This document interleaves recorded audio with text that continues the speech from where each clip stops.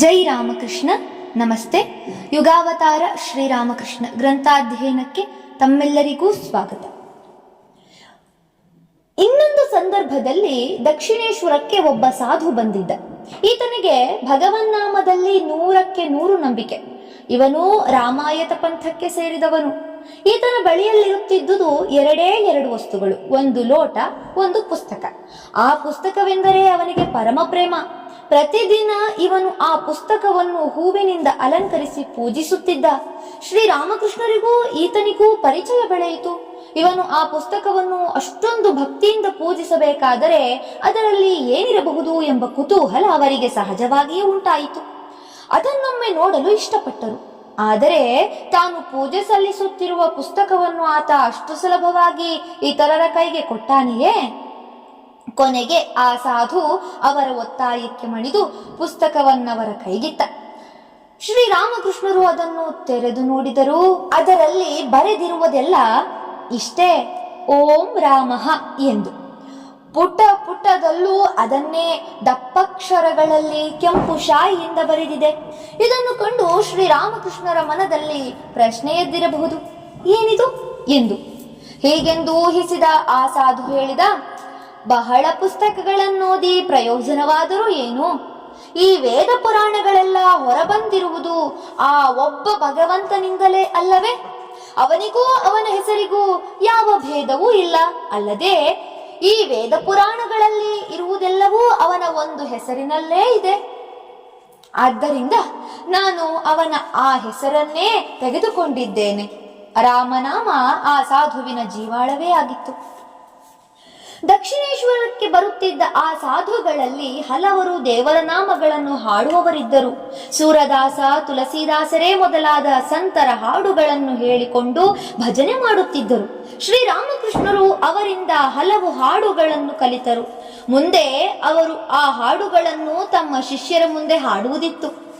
ಸಾಧುಗಳು ಕಳ್ಳತನ, ಸ್ತ್ರೀ ಸಂಗ, ಅನೃತ ವಚನ ಮೊದಲಾದವುಗಳಿಂದ ತಮ್ಮನ್ನು ರಕ್ಷಿಸಿಕೊಳ್ಳಬೇಕು ಎಂದು ಈ ಹಾಡುಗಳು ತಿಳಿಸಿಕೊಡುತ್ತವೆ ಎನ್ನುತ್ತಾ ಶ್ರೀರಾಮಕೃಷ್ಣರು ತಮ್ಮ ಶಿಷ್ಯರ ಮುಂದೆ ಈ ದ್ವಿಪದಿಯನ್ನ ಹಾಡಿ ಭಾವಾರ್ಥವನ್ನ ಹೇಳುತ್ತಾರೆ.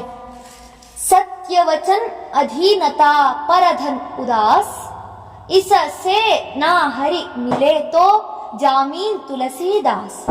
ಸತ್ಯವಚನ್ ಅಧೀನತಾ ಪರಸ್ತ್ರೀ ಮಾತೃ ಸಮಾನ್, ಇಸ ಸೇ ನಾ ಹರಿ ಮಿಲೆ ತುಳಸಿ ಝೂಟ್ ಜಬಾನ್. ಅಧೀನತ ಅಂದರೇನು ಗೊತ್ತೇ? ನಮ್ರತೆ. ನಿಜವಾದ ನಮ್ರತೆಯೊಂದು ಬಂದು ಬಿಟ್ಟರೆ ಅಹಂಕಾರ ನಿರ್ನಾಮವಾಗಿ ಬಿಡುತ್ತದೆ, ಭಗವತ್ ಸಾಕ್ಷಾತ್ಕಾರವಾಗುತ್ತದೆ. ಒಮ್ಮೆ ಶ್ರೀರಾಮಕೃಷ್ಣರ ಮನದಲ್ಲೆದ್ದ ಭಾವನೆಯೊಂದು ತುಂಬಾ ಸ್ವಾರಸ್ಯಕರವಾಗಿದೆ.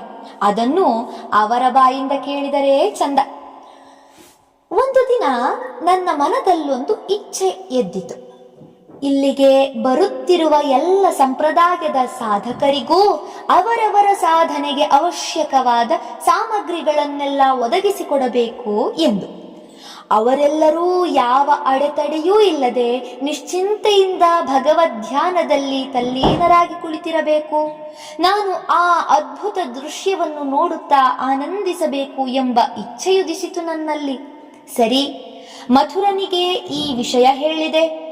ಅದಕ್ಕೆ ಅವನಿಂದ, ಅಪ್ಪ, ಅದೇನು ದೊಡ್ಡ ವಿಷಯ, ಏನೇನು ಬೇಕೋ ಎಲ್ಲವನ್ನೂ ಒದಗಿಸಿಕೊಡುತ್ತೇನೆ. ನೀವು ಯಾರ್ಯಾರಿಗೆ ಏನೇನು ಬೇಕೋ ಅದನ್ನವರಿಗೆ ಕೊಡಿ. ದೇವಸ್ಥಾನದ ಉಗ್ರಾಣದಿಂದ ಪ್ರತಿಯೊಬ್ಬ ಸಾಧುವಿಗೂ ಅಕ್ಕಿ, ಬೇಳೆ, ಹಿಟ್ಟು ಮೊದಲಾದವನ್ನು ಎಷ್ಟು ದಿನ ಬೇಕೋ ಅಷ್ಟು ದಿನಗಳವರೆಗೆ ಪಡಿಕೊಡುವ ವ್ಯವಸ್ಥೆ ಈ ಹಿಂದೆಯೇ ಇತ್ತು. ಈಗ ಸಾಧುಗಳಿಗೆ ಭಂಗಿ, ತಂತ್ರ ಸಾಧಕರಿಗೆ ಮದ್ಯ, ಇವೇ ಮೊದಲಾದ ಎಲ್ಲ ವಸ್ತುಗಳನ್ನು ಅವನು ಒದಗಿಸಿಕೊಟ್ಟ. ಆ ದಿನಗಳಲ್ಲಿ ಅನೇಕ ತಾಂತ್ರಿಕ ಸಾಧಕರು ಬರುತ್ತಿದ್ದರು. ಅವರು ಶ್ರೀಚಕ್ರದ ಉಪಾಸಕರು. ಹಸಿ ಶುಂಠಿ, ಈರುಳ್ಳಿ, ಪುರಿ, ಹುರಿದ ಬಟಾಣಿ ಇವೆಲ್ಲ ಅವರ ಅನುಷ್ಠಾನಗಳಿಗೆ ಬೇಕಾದ ಸಾಮಗ್ರಿಗಳು. ನಾನು ಇವನ್ನೆಲ್ಲ ಅವರಿಗಾಗಿ ಅಣಿ ಮಾಡಿಕೊಡುತ್ತಿದ್ದೆ. ಅವರು ಅವುಗಳಿಂದ ಜಗನ್ಮಾತೆಯನ್ನು ಆರಾಧಿಸಿ ಧ್ಯಾನ ಜಪಗಳಲ್ಲಿ ನಿರತರಾಗುವುದನ್ನು ನೋಡಿ ಆನಂದಿಸುತ್ತಿದ್ದೆ. ಎಷ್ಟೋ ಸಲ ಅವರು ನನ್ನನ್ನು ಆ ಶ್ರೀಚಕ್ರದಲ್ಲಿ ಕುಳ್ಳಿರಿಸಿ ಚಕ್ರೇಶ್ವರನನ್ನಾಗಿ ಮಾಡುತ್ತಿದ್ದರು. ತಂತ್ರಶಾಸ್ತ್ರದ ಪದ್ಧತಿಯಂತೆ ಕುಡಿಯಲು ನನಗೆ ನೈವೇದ್ಯ ಮಾಡಿದ ಮದ್ಯ ಕೊಡುತ್ತಿದ್ದರು. ಅದನ್ನು ಕುಡಿಯಲು ನನ್ನಿಂದ ಎಂದೂ ಸಾಧ್ಯವಾಗಲಿಲ್ಲ. ಏಕೆಂದರೆ ಕಾರಣ, ಹಿಂದೆಯೇ ಹೇಳಿರುವಂತೆ ಕಾರಣ ಎಂಬುದಕ್ಕೆ ಬಂಗಾಳಿಯಲ್ಲಿ ಮದ್ಯ ಎಂಬರ್ಥವೂ ಇದೆ.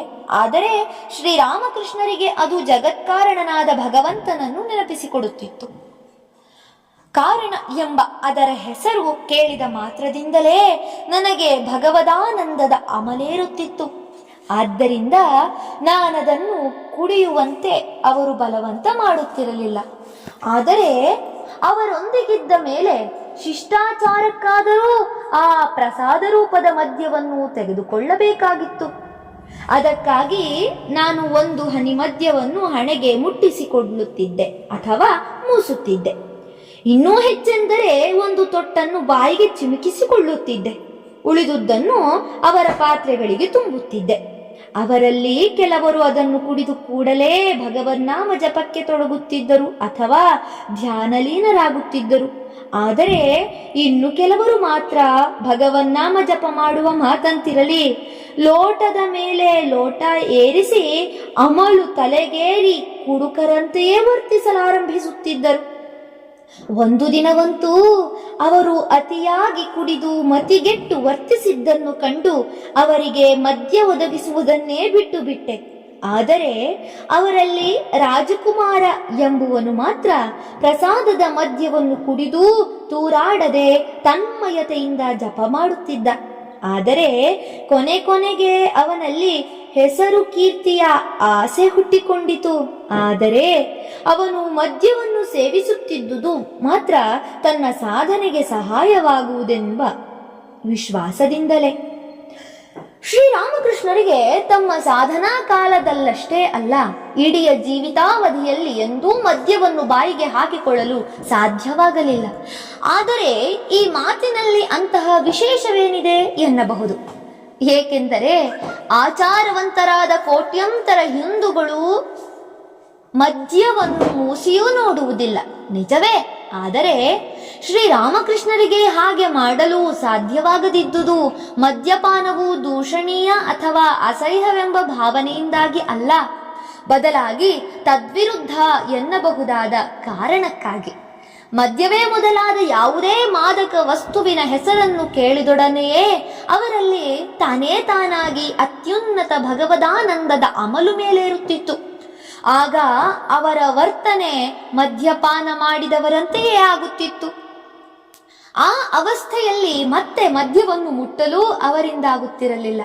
ಅಷ್ಟು ಮಾತ್ರವಲ್ಲ, ಸುಸಂಸ್ಕೃತ ಸಾಮಾಜಿಕರು ಯಾವ ವಸ್ತು ವಿಷಯಗಳ ಮಾತುಕತೆಯನ್ನು ಅಸಭ್ಯವೆಂದು ಪರಿಗಣಿಸಿ ಅದನ್ನು ಮದ್ಯಪಾನದಂತೆಯೇ ವರ್ಜಿಸುತ್ತಾರೆಯೋ ಅಂಥ ಶಬ್ದಗಳು, ವಿಷಯಗಳು ಶ್ರೀರಾಮಕೃಷ್ಣರಲ್ಲಿ ಪ್ರಚೋದಿಸುತ್ತಿದ್ದ ಭಾವನೆಗಳೇ ಬೇರೆ. ಇದಕ್ಕೆ ಉದಾಹರಣೆಗಾಗಿ ನಾವು ಅವರ ಜೀವನದಲ್ಲಿ ಅಸಂಖ್ಯಾತ ಘಟನೆಗಳನ್ನು ಕಾಣಬಹುದು. ಸ್ವಾಮಿ ಶಾರದಾನಂದರು ಶ್ರೀರಾಮಕೃಷ್ಣ ಲೀಲಾ ಪ್ರಸಂಗವೆಂಬ ಉದ್ಗ್ರಂಥದಲ್ಲಿ ಈ ಕುರಿತಾಗಿ ಹೇಳುತ್ತಾರೆ. ಈ ಸಂದರ್ಭದಲ್ಲಿ ಎಷ್ಟೋ ವಿಷಯಗಳು ನಮ್ಮ ಸ್ಮರಣೆಗೆ ಬರುತ್ತಿವೆ. ಮಾತುಕತೆಯ ನಡುವೆ ಮದ್ಯ, ಭಂಗಿ ಮುಂತಾದ ವಸ್ತುಗಳ ಹೆಸರನ್ನು ಉಚ್ಚರಿಸಿದೊಡನೆಯೇ ಶ್ರೀರಾಮಕೃಷ್ಣರಿಗೆ ತಮ್ಮ ಕಣ್ಣೆದುರಿನಲ್ಲಿಯೇ ದಿವ್ಯ ಭಾವೋನ್ಮತ್ತರಾಗಿ ಸಮಾಧಿ ಸ್ಥಿತಿಗೂ ಏರಿದ ಪ್ರಸಂಗಗಳು ಅದೆಷ್ಟೋ. ಸ್ತ್ರೀ ಶರೀರದ ಯಾವ ಗುಪ್ತಾಂಗದ ಹೆಸರನ್ನು ಕೇಳಿದೊಡನೆಯೇ ಸಭ್ಯ ಕಳ್ಳರಾದ ನಮ್ಮ ದುಷ್ಟ ಮನಸ್ಸಿನಲ್ಲಿ ಕುತ್ಸಿತವಾದ ಭೋಗಲಾಲಸೆಯೇ ಜಾಗೃತವಾಗುವುದೋ ಅಥವಾ ಹಾಗಾಗುವುದು ಖಂಡಿತವೆಂದು ಹೆದರಿ ಸಮಾಜದ ಶಿಷ್ಟರು, ಕುಲೀನರು ಎನ್ನಿಸಿಕೊಂಡವರೂ ಕೂಡ ತಮ್ಮ ದೌರ್ಬಲ್ಯವನ್ನು ಒಪ್ಪಿಕೊಳ್ಳದೆ ಅಂತಹ ಸನ್ನಿವೇಶವನ್ನೇ ಅಶ್ಲೀಲವೆಂದು ಜರೆದು ಕಿವಿಗೆ ಬೆರಳು ಹಾಕಿಕೊಂಡು ಪಲಾಯನ ಮಾಡುವರೋ. ಅಂತಹ ಗುಪ್ತಾಂಗದ ಹೆಸರು ಕೇಳಿದೊಡನೆಯೇ ಈ ಅದ್ಭುತ ಪರಮಹಂಸರು ಸಮಾಧಿಸ್ಥರಾದುದನ್ನು ನಾವು ಎಷ್ಟೋ ಬಾರಿ ಕಂಡಿದ್ದೇವೆ. ಮತ್ತು ಸಮಾಧಿ ಸ್ಥಿತಿಯಿಂದ ಸ್ವಲ್ಪ ಕೆಳಗಿಳಿದು ಒಂದಿಷ್ಟು ಬಾಹ್ಯ ಪ್ರಜ್ಞೆಯುಂಟಾದರೆ ಅವರು ಅಮ್ಮ, 50 ಅಕ್ಷರ ರೂಪಿಣಿ ನೀನೇ ಆಗಿದ್ದೀಯೆ. ಇಲ್ಲಿ ಅಕ್ಷರ ರೂಪಿಣಿ ಎಂದರೆ ಸಂಸ್ಕೃತ ವರ್ಣಮಾಲೆಯಲ್ಲಿನ 50 ಅಕ್ಷರಗಳು ಎಂದರ್ಥ. ಅಮ್ಮ, 50 ಅಕ್ಷರ ರೂಪಿಣಿ ನೀನೇ ಆಗಿದ್ದೀಯೆ. ಆದ್ದರಿಂದ ವೇದ ವೇದಾಂತಗಳಲ್ಲಿನ ಕ ಖ ಮುಂತಾದ ಅಕ್ಷರಗಳು, ಅಶ್ಲೀಲ ಪದಗಳ ಹಾಡುಗಳ ಅಕ್ಷರಗಳು ನಿನ್ನದೇ ಅಲ್ಲವೇ? ವೇದ ವೇದಾಂತಗಳೂ ನೀನೇ, ಅಶ್ಲೀಲ ಸಾಹಿತ್ಯವೂ ನೀನೇ ಎಂದುದ್ಗರಿಸಿ ಮತ್ತೊಮ್ಮೆ ಭಾವ ಸಮಾಧಿಗೇರಿದುದನ್ನು ನಾವು ಕಂಡಿದ್ದೇವೆ. ಇಂತಹ ಅದ್ಭುತ ವಿಚಿತ್ರ ವಿಚಾರವನ್ನು ಅರುಹಿದ ಬಳಿಕ ಸ್ವಾಮಿ ಶಾರದಾನಂದರು ಸಖೇದಾಶ್ಚರ್ಯದಿಂದ ಉದ್ಗರಿಸುತ್ತಾರೆ, ಆಹಾ, ಈ ಅಲೌಕಿಕ ಮಾನವನ ದೃಷ್ಟಿಗೆ, ನಮ್ಮ ನಿಮ್ಮೆಲ್ಲರ ಮನೋಬುದ್ಧಿಗಳಿಗೆ ನಿಲುಕದಂತಹ ಆ ದಿವ್ಯ ದೃಷ್ಟಿಗೆ ಈ ಜಗತ್ತಿನ ಸಕಲ ಸುಶೀಲ ಅಶ್ಲೀಲ ವಸ್ತುಗಳೂ ಕೂಡ ಎಂತಹ ಅದ್ಭುತ ಅಪೂರ್ವ ಬೆಳಕಿನೊಂದೊಡಗೂಡಿ ಗೋಚರವಾಗುತ್ತಿದ್ದಿರಬಹುದು. ಅವರಂತೆ ಈ ಜಗತ್ತನ್ನು ನೋಡಬಲ್ಲ ಕಣ್ಣುಗಳು ಮತ್ತಾರಿಗೆ ಲಭಿಸಿಯಾವು? ಹೇ ವಾಚಕರೇ, ಇತ್ತ ಆಲಿಸಿ. ಪರಮಹಂಸರ ಈ ಮಾತುಗಳನ್ನು ಎಚ್ಚರಿಕೆಯಿಂದಲೂ ಪೂಜ್ಯ ಬುದ್ಧಿಯಿಂದಲೂ ನಿಮ್ಮ ಹೃದಯದಲ್ಲಿ ರಕ್ಷಿಸಿಟ್ಟುಕೊಳ್ಳಿ. ಈ ಅದ್ಭುತ ಗುರುವಿನ ಪವಿತ್ರತೆಯು ಎಷ್ಟು ಗಹನವೂ ಗೋಪ್ಯವೂ ಆಗಿತ್ತೆಂಬುದನ್ನು ಭಾವಿಸಿ ನೋಡಿ. ಮುಂದೆ ಶ್ರೀರಾಮಕೃಷ್ಣರು ಆಗಾಗ ಭಗವದ್ಭಕ್ತರ ಮನೆಗೆ ಹೋಗಿ ಭಗವನ್ನಾಮ ಸಂಕೀರ್ತನೆ, ಭಗವದ್ ವಿಚಾರವಾದ ಸಲ್ಲಾಪಗಳನ್ನು ನಡೆಸಿ ಪರಮಾನಂದ ಪಡುತ್ತಿದ್ದರು. ಆದರೆ ಪರಮಾನಂದವೆಂದರೆ ಅದು ಹೇಗಿದ್ದಿರಬಹುದು ಎಂಬ ಕಲ್ಪನೆ ಯಾರಿಗೂ ಇರಲಾರದು. ಆ ಸ್ಥಿತಿಯಲ್ಲಿ ಅವರು ಸಮಾಧಿಗೆ ಏರಿಬಿಡುತ್ತಿದ್ದರು ಮತ್ತು ಸಮಾಧಿಯಿಂದ ಇಳಿದಾಗಲೂ ಮೈ ಮೇಲೆ ಪೂರ್ಣ ಪ್ರಜ್ಞೆ ಇರುತ್ತಿರಲಿಲ್ಲ. ಆದ್ದರಿಂದ ಅವರು ಸ್ಥಿರವಾಗಿ ನಿಲ್ಲಲಾರದೆ ಅತ್ತಿತ್ತ ತೂರಾಡುತ್ತಿದ್ದರು. ಮಾತನಾಡಲು ಹೊರಟರೆ ನಾಲಿಗೆ ತೊದಲುತ್ತಿತ್ತು. ಇದನ್ನು ಕಂಡು ಅಪರಿಚಿತರು ಎಲ್ಲೋ ಕಂಠಮಟ್ಟ ಕುಡಿದಿದ್ದಾನೆ ಈತ ಎಂದುಕೊಳ್ಳಬೇಕು. ಇಂಥದೊಂದು ಘಟನೆಯನ್ನು ಇಲ್ಲಿ ನೋಡಬಹುದು. ಮುಂದೊಮ್ಮೆ ಅವರು ಕಲ್ಕತ್ತದ ಸಿಮ್ಲಾದಲ್ಲಿದ್ದ ತಮ್ಮ ಭಕ್ತ ರಾಮಚಂದ್ರ ದತ್ತನ ಮನೆಗೆ ಬಂದಿದ್ದರು. ಸಂಕೀರ್ತನೆ, ಸತ್ಕಥಾಲಾಪಗಳು ನಡೆದವು. ಎಲ್ಲರೂ ಆನಂದಿತರಾದರು. ಈಗ ಅವರು ದಕ್ಷಿಣೇಶ್ವರಕ್ಕೆ ಹೊರಟು ನಿಂತರು. ರಾಮಚಂದ್ರನ ಮನೆ ಇದ್ದುದು ಮಧುರರಾಯನ ಗಲ್ಲಿ ಎಂಬಲ್ಲಿ. ಅದೊಂದು ಇಕ್ಕಟ್ಟಾದ ಗಲ್ಲಿ. ಆದ್ದರಿಂದ ಮನೆಯಿಂದ ಸ್ವಲ್ಪ ದೂರದಲ್ಲಿರುವ ದೊಡ್ಡ ರಸ್ತೆಯಲ್ಲೇ ಗಾಡಿ ನಿಲ್ಲಬೇಕಿತ್ತು. ಶ್ರೀರಾಮಕೃಷ್ಣರು ರಾಮಚಂದ್ರನ ಮನೆಯಿಂದ ಅಲ್ಲಿಯವರೆಗೆ ನಡೆದೇ ಬಂದರು. ಆದರೆ ಅಂದಿನ ಭಗವನ್ನಾಮ ಸಂಕೀರ್ತನೆಯಿಂದುಂಟಾದ ಭಗವದಾನಂದದಿಂದ ಉನ್ಮತ್ತರಾಗಿ ಬಿಟ್ಟಿದ್ದರು. ಹೀಗಾದಾಗ ಮೈ ಮೇಲೆ ಪ್ರಜ್ಞೆಯಲ್ಲಿರುತ್ತದೆ. ನಡೆಯುವಾಗ ಇತ್ತ ಕಾಲಿಡಲು ಹೋಗಿ ಅತ್ತ ಕಾಲಿಡುತ್ತಿದ್ದರು. ಆದ್ದರಿಂದ ಇತರರ ಸಹಾಯವಿಲ್ಲದೆ ಸಾಗುವುದು ಸಾಧ್ಯವೇ ಇರಲಿಲ್ಲ. ಇಬ್ಬರು ಭಕ್ತರು ಇಬ್ಬದಿಯಲ್ಲಿ ನಿಂತು ಅವರ ಕೈ ಹಿಡಿದು ಮೆಲ್ಲನೆ ನಡೆಸಿಕೊಂಡು ಹೋದರು. ಹೀಗೆ ಒಂದು ತಿರುವಿನ ದಾರಿಯಾಗಿ ಬರುತ್ತಿದ್ದಾಗ ಅಲ್ಲಿ ನಿಂತಿದ್ದ ಕೆಲವು ಜನ ಈ ದೃಶ್ಯವನ್ನು ನೋಡಿದರು. ಇದು ಶ್ರೀರಾಮಕೃಷ್ಣರ ಭಾವೋನ್ಮತ್ತ ಸ್ಥಿತಿ ಎಂದು ಆ ಜನರಿಗೆ ತಿಳಿಯುವುದಾದರೂ ಹೇಗೆ? ಅವರು ಪರಸ್ಪರ ಮಾತನಾಡಿಕೊಂಡರು. ಅರೇ, ಅಲ್ಲಿ ನೋಡ್ರಿ, ಆ ಮನುಷ್ಯನಿಗೆ ಹೇಗೆ ಅಮಲೇರಿದೆ. ಅವರು ಈ ಮಾತನ್ನು ಮೆಲುದನಿಯಲ್ಲಿ ಹೇಳಿದರೂ ಶ್ರೀರಾಮಕೃಷ್ಣರೊಂದಿಗಿದ್ದ ಭಕ್ತರ ಕಿವಿಗೆ ಇದು ಕೇಳಿಸದಿರಲಿಲ್ಲ. ಆ ಮಾತನ್ನು ಕೇಳಿ ಅವರು ಒಬ್ಬರ ಮುಖವನ್ನೊಬ್ಬರು ನೋಡಿ, ಹೌದು ಹೌದು, ಅಮಲೇರಿರುವುದೇನೋ ನಿಜವೇ ಎಂದುಕೊಂಡು ನಕ್ಕರು. ಧನ್ಯವಾದಗಳು. ಇಂದಿಗೆ ಅಧ್ಯಾಯ 53 ಸಂಪೂರ್ಣವಾಯಿತು. ಮುಂದಿನ ಸಂಚಿಕೆಯಲ್ಲಿ ಹೊಸ ಅಧ್ಯಾಯವನ್ನ ಪ್ರಾರಂಭಿಸೋಣ. ಓಂ ಶಾಂತಿ ಶಾಂತಿ ಶಾಂತಿ. ಹರಿ ಓಂ ತತ್ಸತ್. ಶ್ರೀರಾಮಕೃಷ್ಣಾರ್ಪಣಮಸ್ತು. ಸರ್ವೇ ಜನಾ ಸುಖಿನೋ ಭವಂತು. ಜೈ ಶ್ರೀಮಾತಾ.